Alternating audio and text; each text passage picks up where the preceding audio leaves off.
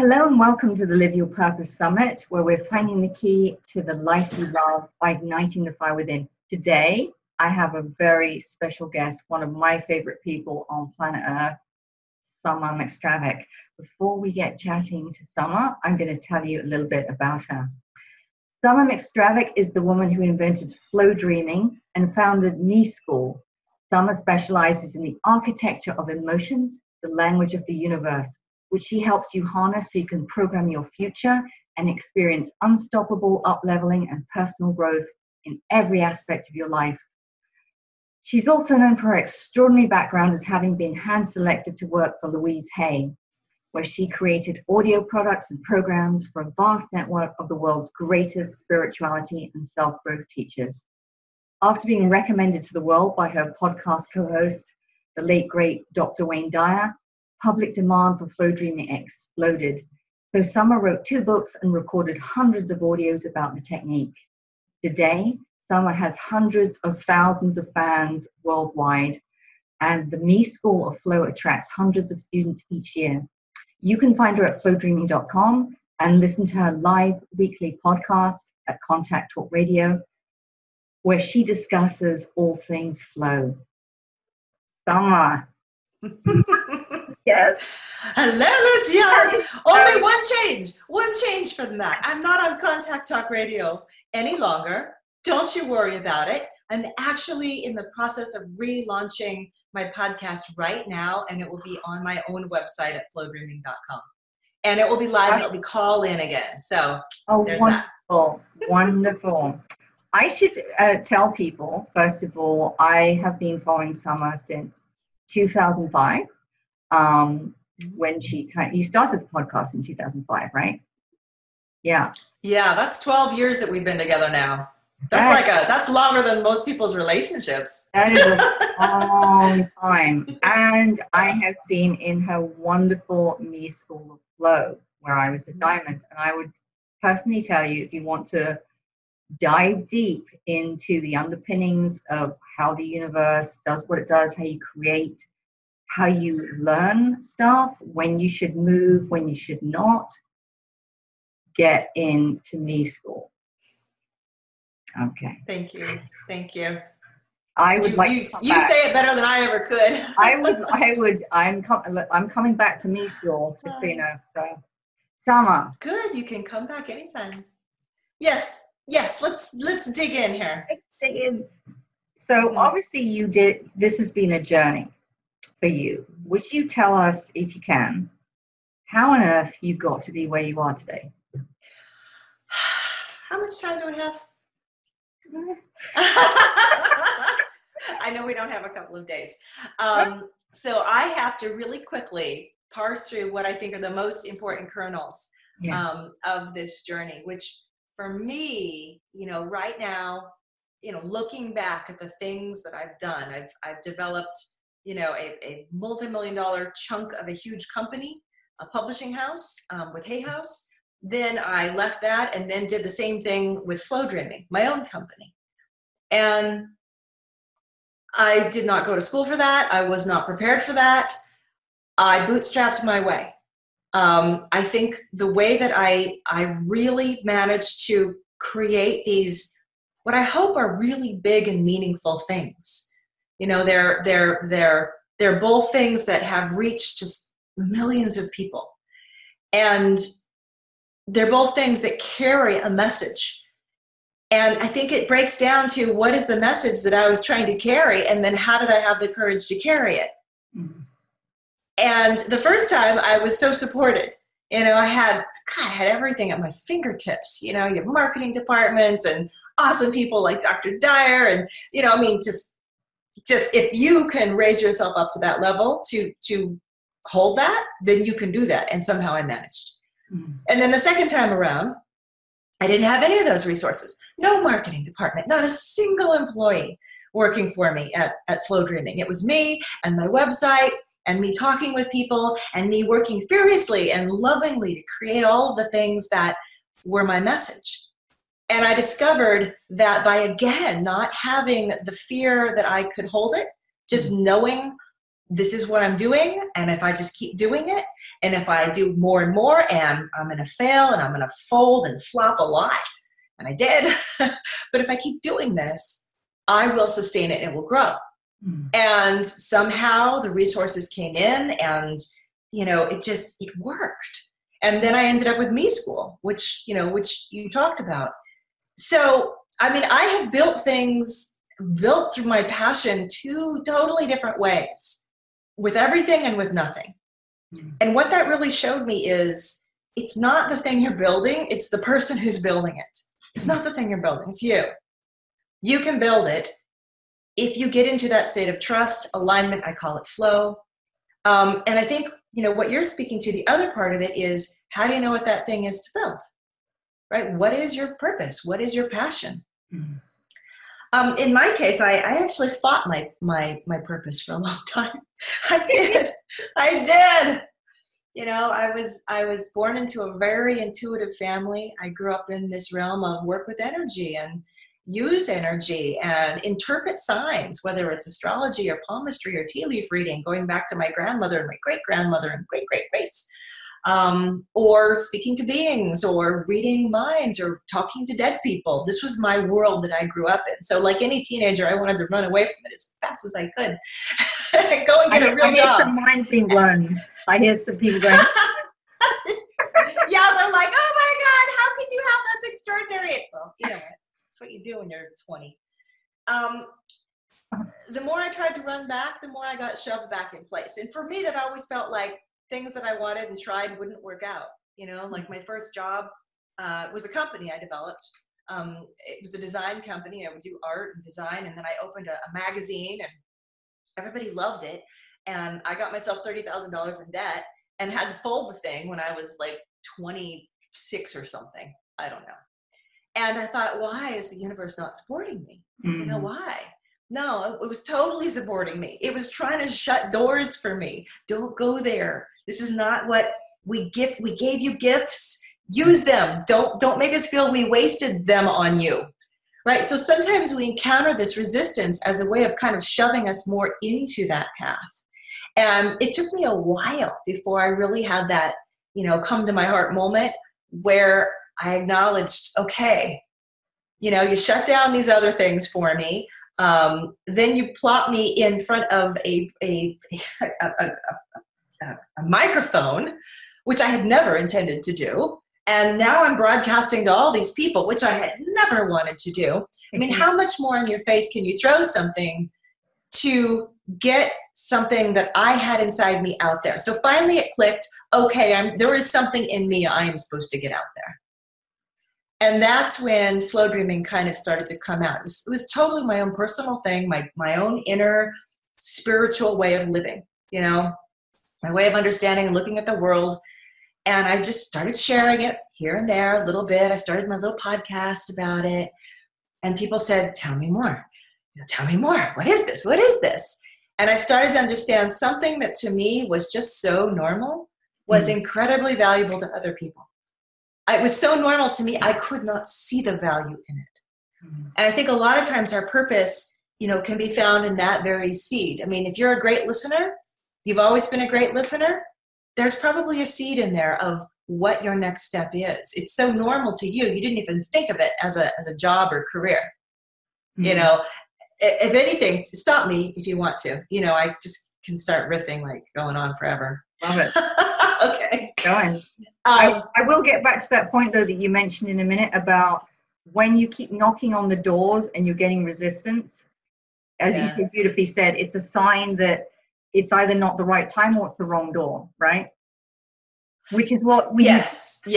Which is what I love so much about teaching in Me School and the podcast, right? Yeah. Some people don't realize that. You keep knocking and it's not working, there's a reason. Yeah. So this really completely changed my understanding of resistance. This is a big thing I teach about in Me School and in flow dreaming, because resistance is a big part of our life. It's not there just to be mean to you and trip you up and hold you back and hold you down. It's there because it has a purpose. It's super valuable. And I know it doesn't feel good when you get it, but it's really valuable. It's like putting your finger on a hot stove and you go, ow, that's really valuable information. Problem with a lot of us is we leave our hand on the stove for like days. We're like, dang, I keep trying and I keep trying and it's so hot and it's really like my hand is frying up and burning off. And it's like, yeah, because you got the information and you refused it. Mm. And you are fighting it. You are fighting the very thing that's saying, don't go there, don't do that. So we end up, and I call this again, going against the flow, going against the current. Imagine that you have a lot of energy. Every day you wake up, you have a certain amount of it inside of you that you can give out throughout the day. And you can spend that energy like a swimmer going with the current. I'm working really hard, I'm doing really going. And you will just go for miles and miles. You're being carried, pushed along. Or you can turn around. If you've ever been in the ocean, I live right by the Pacific, and you go against the current, you swim and you get nowhere and you get so worn out. And I've done this paddle boarding before. Believe me, it sucks. You spend the same amount of energy, you get nowhere. Why? Because the ocean's saying, hey, we're not going that way. And you're like, no, but I want to go that way. I have to go that way. Everything I want is that way. Ocean says, no, everything he wants that way. Everything he wants over there. Yeah. And this is like a big thing for us to be able to recognize, I don't have to put down my dream. I just have to alter the way that I'm going toward it. I need to listen immediately. Resistance comes up. What is it telling me? And sometimes the resistance is coming from outside you. Sometimes the resistance is coming from inside you. And I make a further distinction on that. There are more subtle layers. I'm just giving you kind of the outside one. The internal resistance is a whole different story. The internal resistance is like the resistance I had to kind of claiming what I'm supposed to do. And, finally accepting it. All right, you did not waste your gifts on me. I give in. Let's do this. I have that conversation with the universe. That inner resistance always has deeper things connected to it. Am I good enough? Who will want me?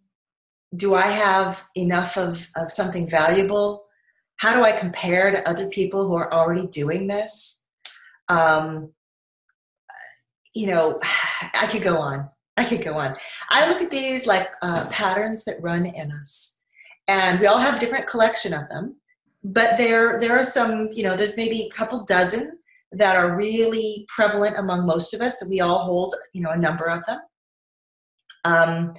The am I good enough one is a conversation a lot of people have when they're starting up something new, especially if they're not exactly 100% sure of what it's going to end up looking like. And I tell my students all the time, life and flow has gifted you with everything you need right now already. And they say, no, it hasn't. No, I need more. And I go, why do you think flow is being stingy with you? Why do you think it's just sitting around telling you don't have what you need all the time? God, that would be disappointing. Imagine if you showed up to school every day and the teacher said, I don't have your assignments and I don't have what you need today. You're just going to have to sit here for a while longer. Life is always giving you what you need when you need it. The thing is, we have to recognize it's already right there. Mm-hmm. So if you're sitting feeling this, I don't know what to do, what you're really saying is there's things in front of me, but I'm not valuing them yet. Or I'm afraid they're not going to yield what I want. Or I don't know if I'm good enough to do them. Or, right, your stuff is just picking up and starting to interfere. So I always advise just start doing from where you are. Start doing from where you are. Let your life give you some response. Stop waiting for more. I need more of this. I need more of that. I need to get my website up. I need to get my photos done. And I need to, God, we create these crazy lists of things. You don't need any of that. If people look at my old website for flow dreaming, please do not do this. I don't even know why I'm suggesting it. It's ridiculous. I mean, it looks so lo-fi and goofy, like no credibility. I didn't worry about it at the time. I just said, I'm going to do this. If it's valuable, there will be people who hear it. And I will work with them. And they will improve me. Right? They improved me. You improved me. You improved me. Because I was able to see you and work with you and understand some of my gifts through helping you. You know, so every time you're helping someone else, they're actually helping you. They're improving you. I know it's something that people commonly say, but no, it's so true. Yeah, the way you said that makes perfect sense, because it's the doing, right? Oh, I need to know more. Oh, I need to learn another. I need to, and it's the fear talking, right? Like you're saying about the inner resistance. Yeah. Oh, I'm not quite ready. Well, if you never do it, you're never going to be ready, right? Yeah. That's that thing that we have to, like, there's no way around it. You got to take the leap, right? Yes. And speaking of fear, it's one of my favorite topics. Yeah. I love talking about fear. Almost as much as I love talking about intuition or flow. Fear, a few years ago, I made it one of my life's goals to eradicate fear from my life. Whenever I see it, whenever I feel it, it becomes a mandate. Handle me. Yeah. Because fear is the one thing that I find at the heart of most of those resistance that we experience. There's an element of fear. I can't because, I'm afraid because, I'm going to wait for more because, I can't tell this person that because, I can't move out because. Every one of those ends up with a fear-related statement on the other side of it. I used to teach manifesting, co-creation. You know, that was my big thing. And I still teach it. But what I saw after a while is, like, I'm giving people these amazing tools. I'm teaching them how to speak the language that the universe speaks, you know, to be in this kind of attunement with life and flow and be in that current like the swimmer is. Problem is, though, I teach them this and they get in it for a little while. They're doing great. And then something throws them off and they flap around and they go into fear and they drop out. And I started to understand, not only do you have to learn how to really communicate and be in your life, but you have to address these deeper things, these power leaks. You know, that's a word that I use a lot in school, these power leaks inside yourself. So now I teach about power. I teach about how to love your fear into dissolving it. I teach about healing and opening your heart and grieving. There's all of these pieces that we need to be continuously, you know, allowing to occur inside of us, not resisting them, not being afraid of them, just knowing this is how I'm built. All of this stuff is going on in me. If I just give myself to it and stay in this willingness to find what it is and who I am, I mean, that to me is self-actualization. You know, that's it. That's where you are encountering the least resistance in your life, really. I mean, can you feel it when I say it? I can. Yeah. Yeah. Yeah. I totally feel it. And it's so beautifully said, because I think for a lot of us, and myself personally, a lot of people today, we live a lot up here. Yeah. And yeah. There's all that stuff that goes on, but you're not having an experience of yourself in your own life. You're experiencing it, what's going on outside of me. And then we get into other people's fear, which is something you talk about. And then it gets to be, well, whose fear am I feeling now? And why do I that? Which, if you're an empath, is crazy, because then you're feeling your fear and then you're feeling other people's fears, and it's just like all over the place. Yeah. But you teach people how to live in flow, which is what I love about it. It's not just a modality. You're teaching people a way of life, a way of thinking. Yes. And you go all the way down the rabbit hole, but you're practical. That's what I love about Summer. She's very intellectual. She's woo-woo, but she's practical. So she's got like the trifecta. And it's a philosophy. It's a philosophy of life, right? Flow, dreaming, flow thinking, flow really. Flow living. Flow living, yeah, I know. Yeah. I'm already thinking of some new URLs. No, it is a way of existing, because that was another thing that bothered me, you know, really having come from the personal development trenches, being in with everyone.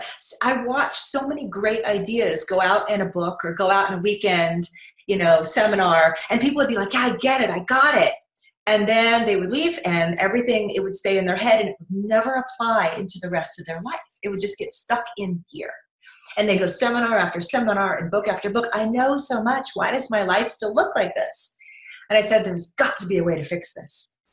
You know, and I don't believe it's because you're just a procrastinator or you're just not good enough. I'm not going to buy into that, you know, from other people. I don't let my students buy into that. And I realize it's because the knowing is here and the being is here. You have to have a way to be these ideas, to be them. And so for me, when I'm practicing flow dreaming, I am being that person, that new set of emotions and feelings that I want my life to show up for me, or to show, that was an awkward phrasing, but what you are inside is what you create outside. And everybody tries it, can I say ass backwards? Okay, ass backwards. They do it ass backwards, right? They try and create everything out there to show the worth of what they are. And then things fall apart, and they fall apart over and over, and then they stop, and then they stall out. I mean, and I'm like, well, of course, because this stuff out here reflects what's going on here. You can create that as much as you want, but until this has been created, all this stuff is just going to, you know, come and go. Create it here. You have to be this. So I tell people, you know, get rid of all of your lack thinking, right? Cultivate trust again with yourself, with others, with the universe. I know your heart's been broken. Mine has too. I know I've failed myself. You have too. And, you know, if that is all life and God and source and universe gifted us, like, oh, sorry, you failed and you're broken. That's not all we've been gifted. We were gifted with the capacity to continuously heal that, to continuously move through it. I mean, it's just built into us. And for me, it originates through feeling, emotion, heart, energy. It's what the non-physical is for, right? I mean, we came here with physical and non-physical. Physical is so we can live and breathe and have babies and procreate and all of that, you know? Non-physical is so we can do the healing, so we can do the cleaning up of ourselves, so we can do the expansion in ourselves. That's what it's here for. So if you're only living in the physical and focusing on that, you're missing half the ballgame. Yeah. I'm on a rant now. Oh, you got me going. I love it. I remember you talking about that a lot and you talk about in your podcast, the pre-action and the action, because some people think, no offense, they watched The Secret and they went, oh, my car, my Maserati, yeah. Good luck with that. Then you're only working in non-physical and you're not working in physical. They go together. They're you know, black and white and you know, light and dark and yin and yang and positive and negative. I mean, everything in our universe is based on this duality, as we are, physical, non-physical. Mm-hmm. So if your non-physical is not clipping along at 50% as much as your physical is, spend time developing that, because that's this part. This is you. This is the part of you that you're creating. Your outside world will match it. So when I look around at my success, when I look around at all of the people who have, you know, benefited from living this way and thinking this way, I recognize there's some part of me that I grew to be able to allow that, create that, receive that, hold that. You know, holding is a very popular term in coaching, but it really does mean energetically, I hold that. But that would never have happened if I hadn't gone through everything that I've gone through. You know, I mean, I went through breast cancer 2 years ago. I have been fired. I have, I've told you my first business failed. I've had a lot of personal losses. Through every single one, my question was, how do I get past the fear of this? How do I let the healing in right now? How do I not hold this about myself and make it be who I am? How can I let it be a part of who I am, but not be who I am? Now, all of those experiences, they're still part of me, but I'm not actively creating stuff based off of them. I'm using them to facilitate, I guess, healing in other people. Never really thought about it. So I'm still using them. They're part of me, but they're not what I'm creating for myself. Does that make sense? It makes perfect anyway, sense. I want everybody to learn that. That's my mission.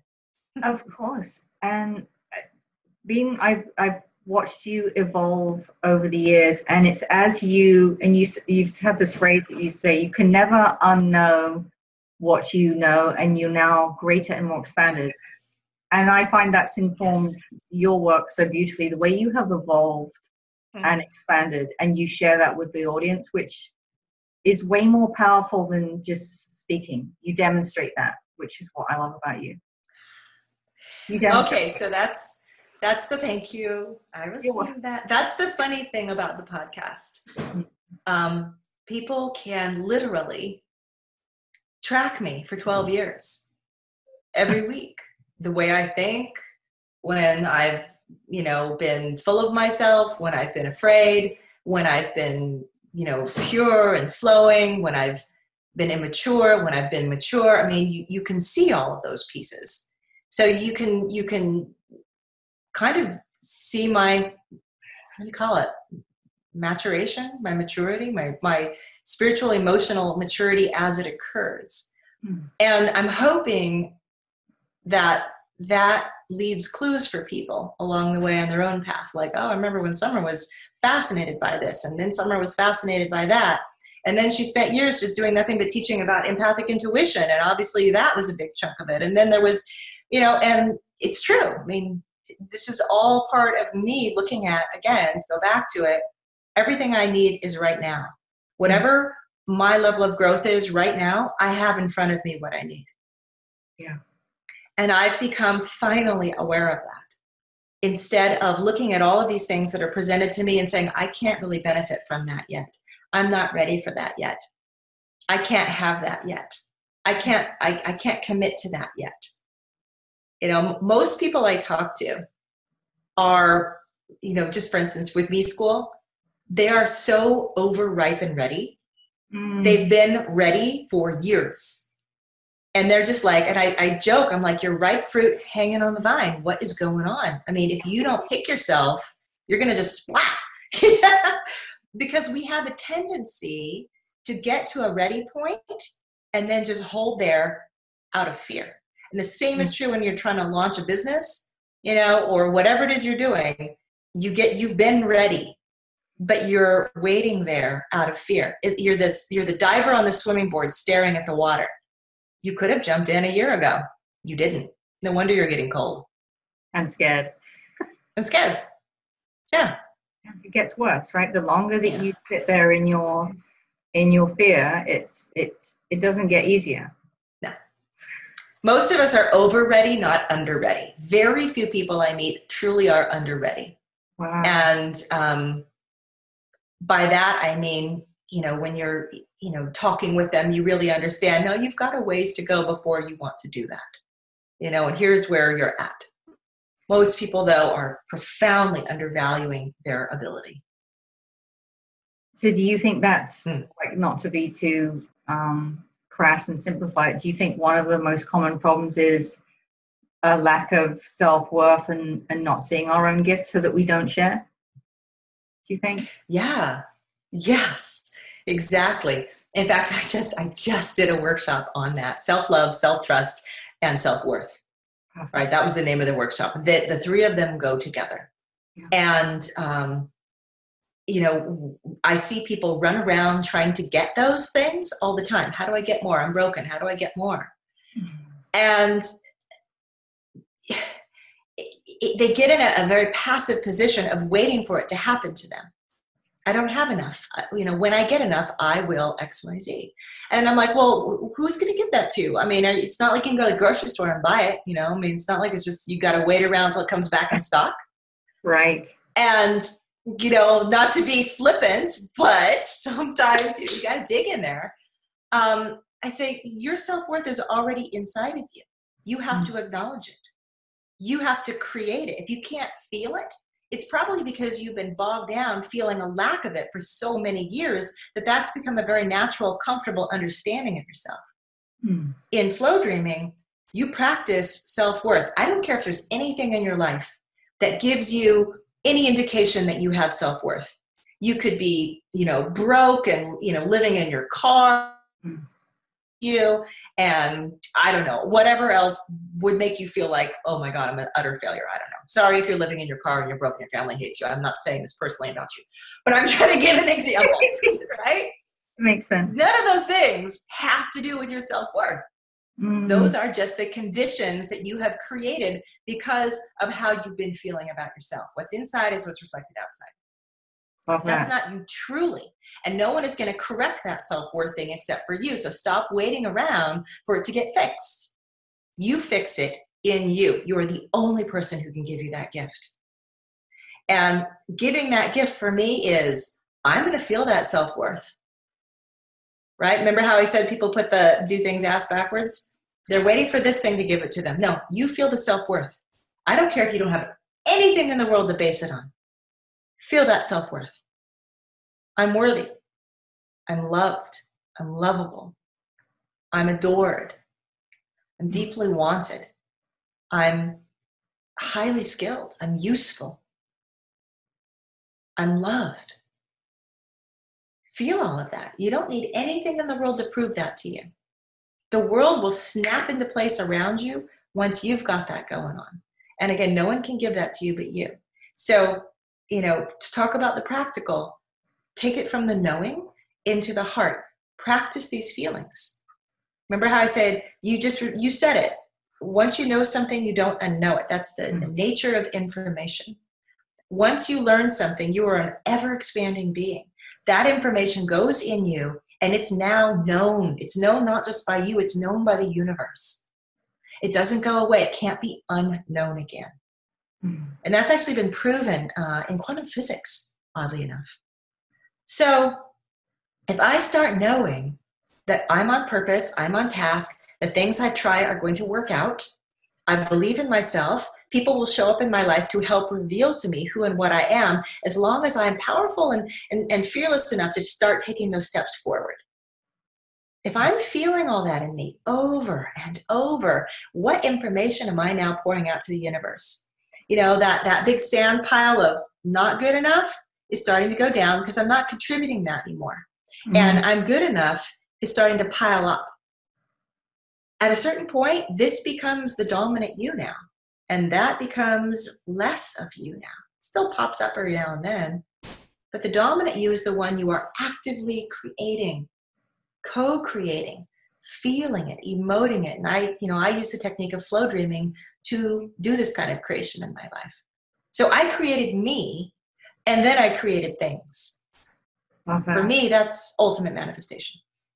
So well said. One of the things that sticks out in my mind that you taught me, there's a balance between we have a certain amount of agency and power, and there's also you talk about manifesting and empathic intuition. Yeah. If you'll open yourself to listen, messages come. And it's this beautiful balance that you teach people between when is the time to act and create and when is the time to rest and take stock. Yes. So I love about what you teach. Yes. The yin and the yang, right? Yeah. There's, I'm so inspired by the Pacific. I go down to the water and hang out on the beach, and I watch the waves come in and I watch the waves go out, and they come in and they go out.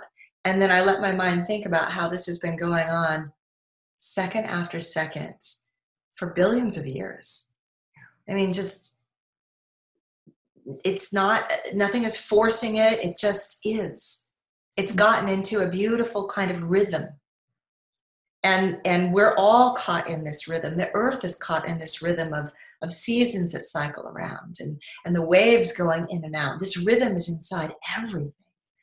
And the rhythm is inside our own lives. And there are times when there is all work and fierce focus and creation, action.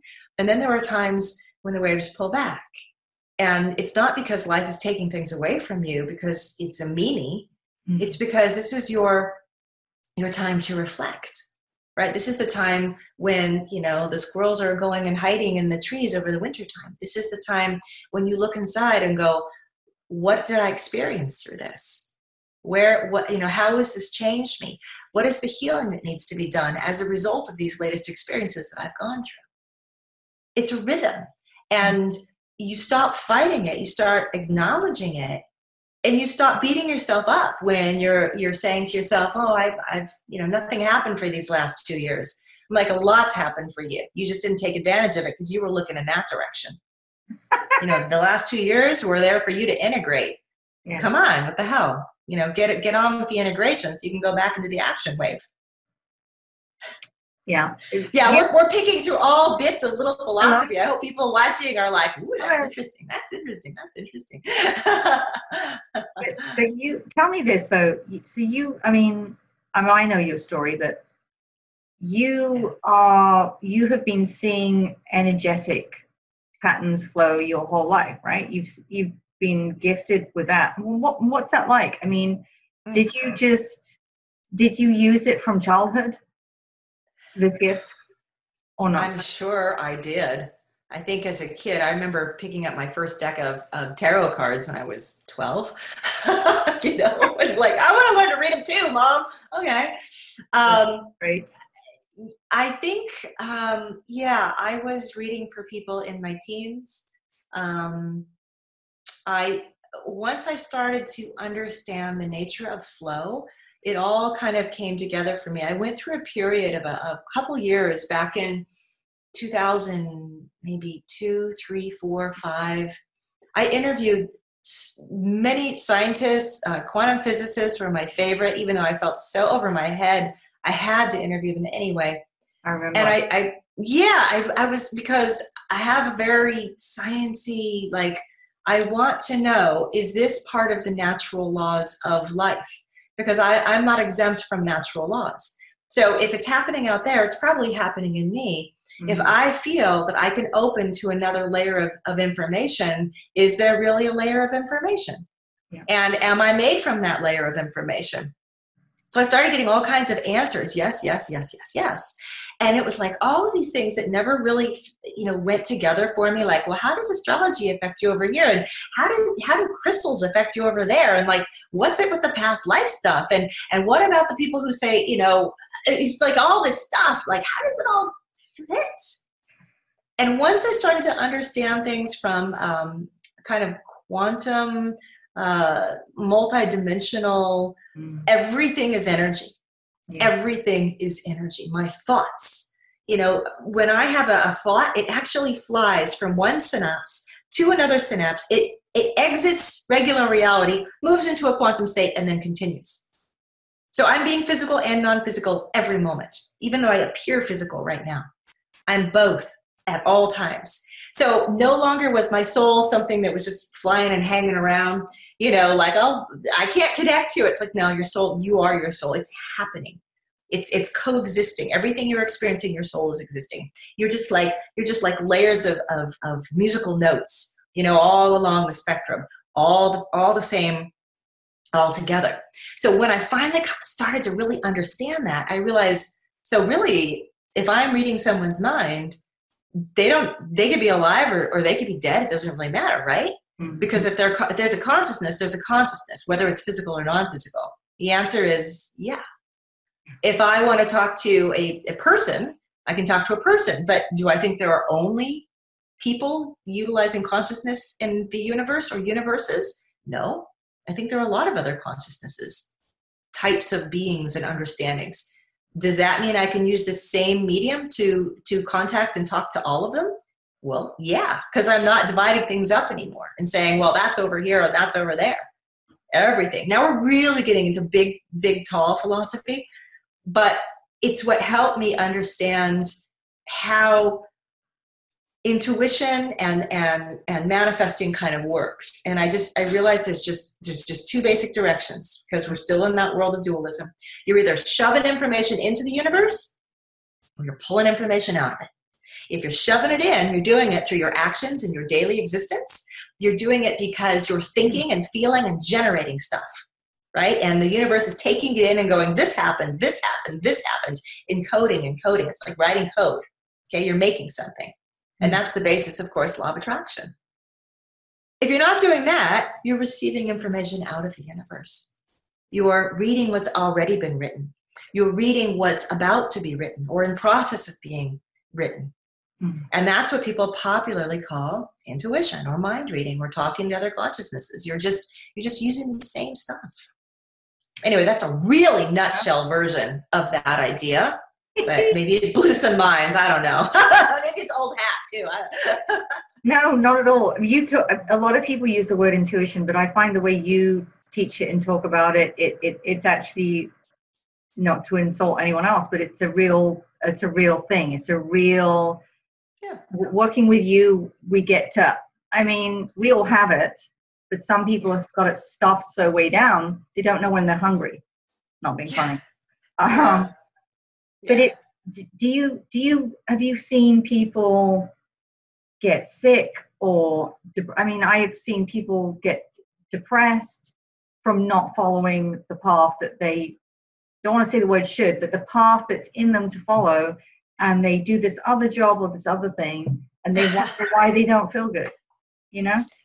Because this is what they're discovering, right? At that moment, that is what their next step is in their discovery. To discover that you do not need to force yourself to do things because that's all you can do. To live in survival mode, as I call it. Yeah, everybody has, I'm going to say everybody, many people, perhaps most people, have experienced survival mode, which is, this is all I'm capable of, this is all I can do. And if your next thing is to move through that into the next phase, you're going to move through that. And that may be what you're experiencing. I have to because I have no other options. It's a way of thinking. It's a way of feeling, really. It's a way of generating, right? You're generating this emotion. This is what your script is. This is what I'm telling my universe right now. I can only do this part-time job for low pay because that's all I'm worth and that's all my skill is. And, you know, nothing works out for me. Okay. Like, no judgment. Big deal. We've all been in a similar state of being. It just means that if you're unhappy with it, you're being gifted the opportunity to grow past that and evolve. Because we always talk about evolving, right? What the heck are we evolving to? Is there like some barometer, you know, a stick that we all have to reach? And there's like all these check boxes that angels have for us. Oh, they've managed to be polite and they're selfless and they're compassionate and they're, you know, if so, I really want to see that big list. Instead, what I see is, if you are living in a place where you are unhappy and you're experiencing a lot of negative emotion, you have created your own list, because your desire is, I want to feel happy and I want to feel valued. Bingo. There it is. That's your next step. You made it inside you. Why did you pick that? Because you want to feel good, because you know it would be a stretch for you to figure that out. If you can't already do it naturally, you are then in a growth zone. So if you're in a state where you're stagnant and you're undervalued, great, that's the growth zone. You picked it, you're going to get through to the other side. Why? Because you want to feel better. When you feel better, you're going to open up to some new things that you can grow into. Eventually, because I happen to be a positive person, I think we're all picking things that ultimately are leading us into an expansion, but it's driven kind of from the ground up. You know, it's driven from all of us individual little units of humanity. We all want to be better.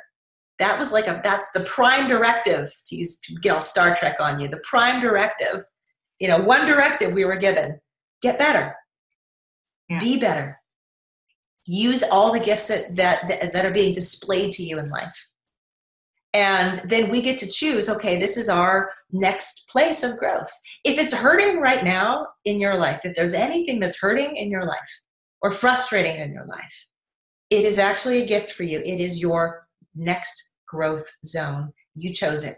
Nothing forced it on you. It's yours. And once you move past it, boom, you open up into a new horizon. Does that make sense? It makes perfect sense. It makes perfect sense. Good. Selma, if there was anything that you would say to people right now, or anything you wanted them to know at this kind of time in the universe, what would you, anything you want to say, what would you say? Oh man, we've already touched on so much. Find your power, get over your fear, get over yourself. I mean, for me, just get over yourself. Yeah. That's really, you're always the one stopping you. It's only you. It's never anything that you can point to outside you. Those things just show up to fill the space. But if you can get over yourself, you can unleash the same primal source energy that every single one of us has. Some of us have just gotten better at doing it, getting over ourselves, getting into your power. Practice flow. This doesn't happen just by knowing. This is a being thing, right? It means listening to the heart. Using your heart was meant to give you emotional power, because you've got physical power from your body and you've got emotional, spiritual power here. Use that. Develop it. And come to me school for it, because I'll show you how. Yes. But yeah, that's what I would say. Beautifully said, eloquently said. So you have brought with you a free gift that my hunch is going to go some way to helping people do this, what we've been talking about, right? Flow dreaming and all this. Can you talk a little bit about that? Yeah, I decided years ago, instead of selling, how to flow dream, I want to give this knowledge away, how to do this process. That's more important to me, because if you learn this, if you know how to do it, if you start to experience what it's like to go into, I call it the bubble bath for your mind, this pure, beautiful connectivity, this place of peace. I don't know. It's just so valuable. So I put together a kit, and inside of it, there is a guide on how to get started. There's an audio guide that teaches you how to do it. And then I give you a flow dream. And a flow dream, it could sound a bit like meditation or hypnosis or affirmations. It's different, and that'll be explained to you. It's actually a molding together of several different techniques that, for me, just threw open the door between me and source. I was like, oh my God, here is the way we talk. Here is the way we communicate and exchange. So the free kit, if you do it, it teaches you how to do that. Then from there, you can expand on that, right? You can say, well, I want to do it in this area of my life or that area of my life. And that's where I ended up creating hundreds of flow dreams, these recorded audios. And all I'm doing in them is, I'm not flow dreaming for you. I'm giving you it's like a map, right? The recorded audio is a map. And I'm saying, feel this, feel that, allow this, experience this. So when you're actually in the state of flow dreaming, you're not having to direct yourself where to go. That part of your brain can be turned off. You just listen to me telling you what to do. You're still doing all the work. You're doing the co-creation in that area of your life, whatever it happens to be. And that's if you really just kind of pick up and you like the technique of flow dreaming. So if you get the kit, I think you can also download it now on your iPhone or your Android. So you can get it from the website, but there's apps that I have now where you can listen to it on the go, which has opened up a whole new world. Perfect. That is, I would highly recommend people delve in. Yeah. The flow dreaming. It's the things that you will create and the things that you will learn. Importantly, is priceless. Yeah. This stuff is priceless stuff to learn. Yeah. And Me School's enrolling too. Right. And I'm talking to people. Yes. I'm actually talking to every potential student and just trying to figure out, is this right for you? Will this work for you? So that's another thing people have to. Summer, thank you so much. It has been a pleasure and honor. And I just want to thank you I'm so glad I discovered you in 2005, and we've kind of been on this journey, and I carry you with me. So nice. Oh, Lucia, I love you too. And thank you for having me. Thank you. And thank really you. Appreciate it. I appreciate you. I do. Thank you to you guys for tuning in. And I hope that you've got something out of this. I know I have. Summer's energy, her teachings. Please check her out. If this resonates with you, you will seriously learn a shit ton of stuff about yourself and about how the universe works. And who doesn't want to know that? Love you lots. Bye for now. Bye.